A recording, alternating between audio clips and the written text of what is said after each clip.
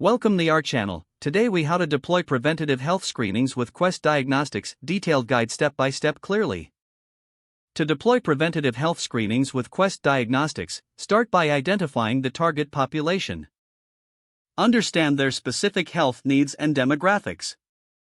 Next, collaborate with your healthcare team to outline the objectives of the screenings.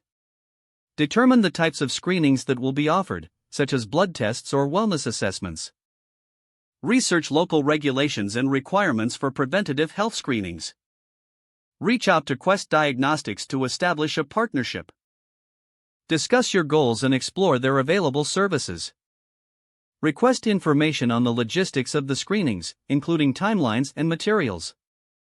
Create a communication plan to inform your target population about the upcoming screenings.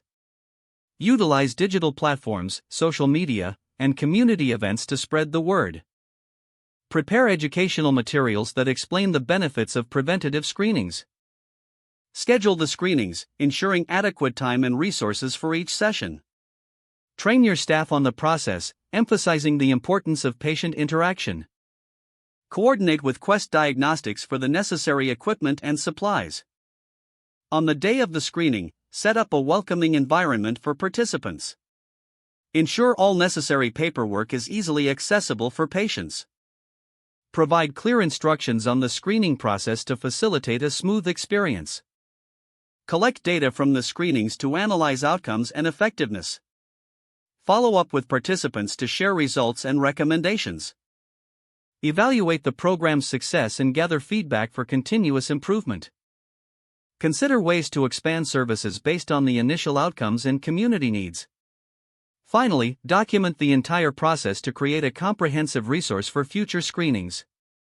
If the page does not load, refresh the browser or try again in a private or incognito window. Make sure you are using the correct email address, then retype it carefully to avoid small typos.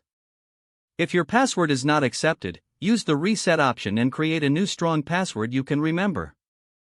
Check your spam folder for verification or security emails, then complete any requested confirmation steps.